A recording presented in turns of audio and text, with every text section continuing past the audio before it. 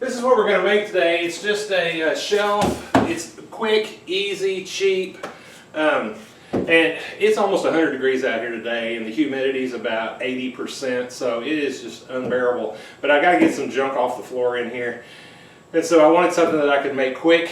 I need to bring my lawnmower in and that kind of stuff, so I didn't want legs that go down to the floor. I wanted something that just attached to the wall. So this is made out of, I actually made two of these. I got one on each side of my garage. And so out of one sheet of 4x8 OSB, I made two of them.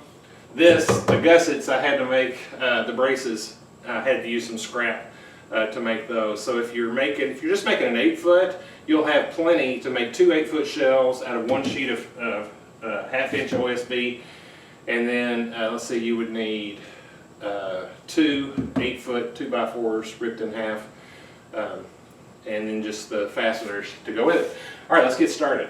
So my shelf's going to be 12 feet long along this wall right here, and I have ripped a 2x4 in half. Now, if you don't have a way to rip a 2x4 easily, then just use a 2x4. I'm just trying to save, you know, the strength. I just need a 2x2, so that's what I'm going to do. So I have ripped it in half, and then I've marked it off. I came in 8 inches from the end, and then every 4 feet, and then 8 inches from the far end to get it lined up correctly.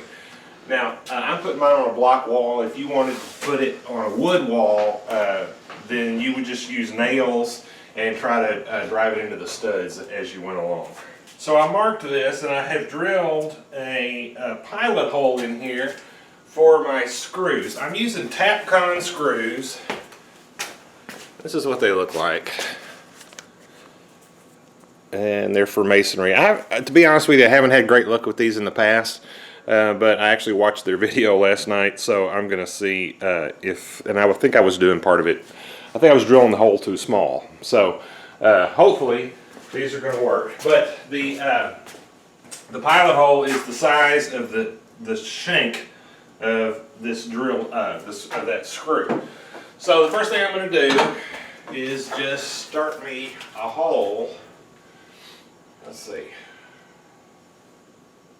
Yeah, we're going to go right. That's 1, 2, 3, 4. We're going to go right here. So I'm going to start by drilling my masonry hole.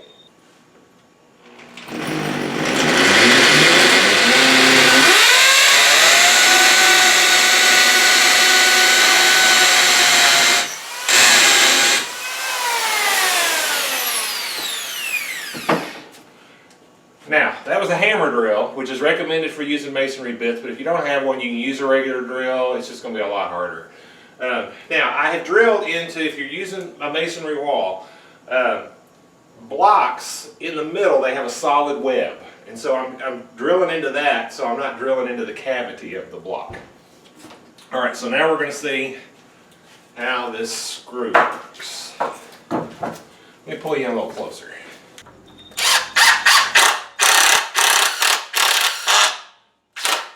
You can see it's just, let's see, make sure you can actually see. What? Okay, so I got it through my board. Now we're going to attach it to the wall.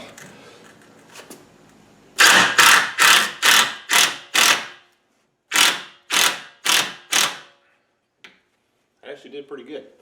All right, so now let me back you back out. And I'm just using my block as my gauge for lining this up. That's going to be pretty level right there. And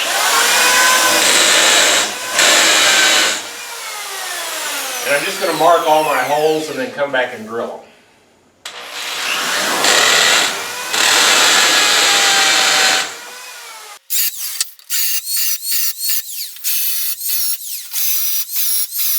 Okay, so now I just have to put my screws in. Now, if I did mine every 4 feet, the stuff I'm going to put on here is not going to be really all that heavy.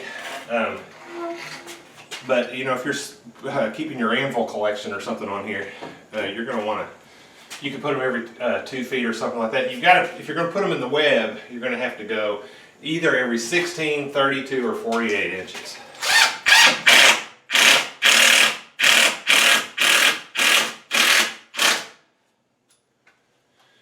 you drill your hole, the depth of your hole, I forgot to tell you, be sure that when you stick this up against the edge of your board, look at how much of it sticks out.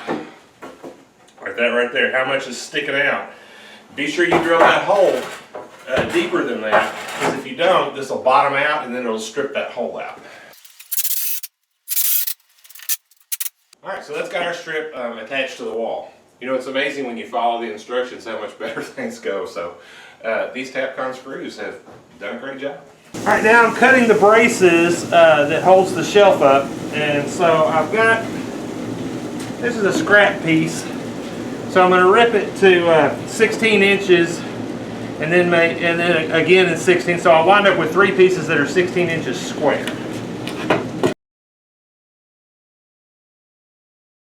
Now with my miter gauge set at 45 degrees, I'm going to rip them diagonally.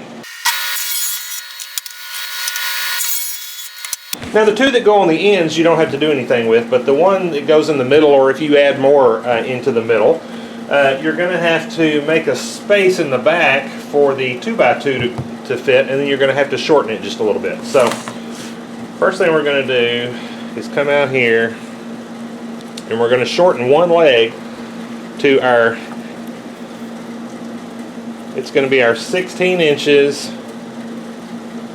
minus 1 inch and 3/4.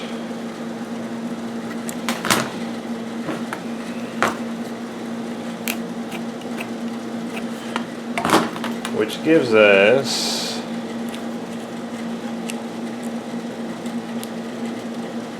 basically 14 inches is what this needs to be. Okay, and then in this corner we need to come down 1.5 inches and over 1 3/4 inches, because when you cut a 2x4 in half, it's not 1.5 inches by 1.5 inches, it's like 1 3/4 inches by 1.5 inches. So that's why this top leg is just a little bit wider. If you cut this a little bit oversized, it's not going to hurt anything. If it's a little undersized, you're going to have to recut it. So if anything, I would cut it just a little bit bigger. Okay, and so I need to make, so that this is going to be the one for my center brace. And then if I'm going to put more center braces, then I would need more than one of these. Alright, so we're going to get the shelf put together, and this is one of our 2x2s. And I'm going to lay out these pieces.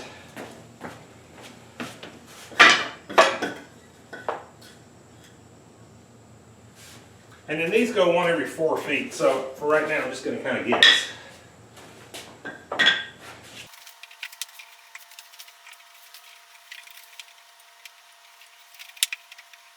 And now this is a 1/4 inch brad stapler with 1.5 inch staples in it.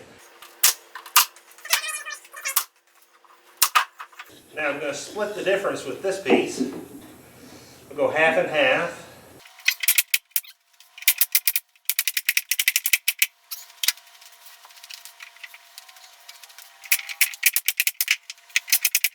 Now we're going to get that last brace put in place. Just going to use my square, reach up under there and square it up.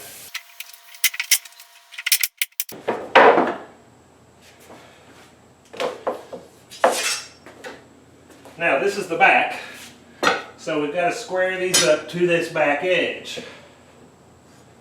Just like that.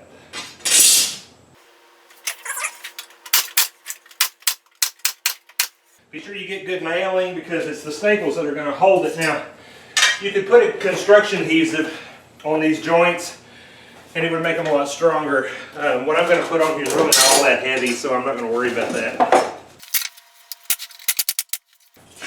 And then the 2 ones in the middle,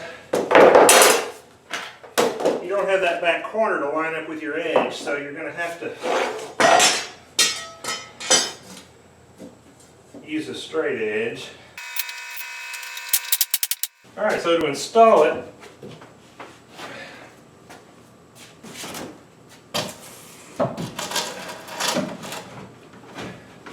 just set it on that back board.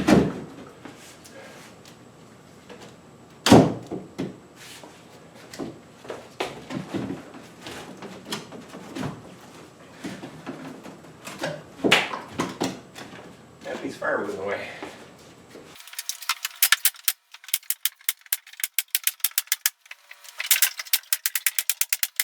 All right, so that's got it finished. It's up there. This is going to be real serviceable for what I need. You know, if you were going to put something heavy up here, you might need more braces. I would put some construction adhesive between these boards, between the gussets, and glue everything together when you staple it. And that way, once it dries, it's not coming apart. You also have to be careful about how well you get it attached to your back wall, because that's also what holds it up. There's no legs to it. But this is, for my lawnmower and stuff's going to come in here, so I don't want the legs coming down. But anyway, this is going to work great for me. I hope it helps you. Thank you for watching.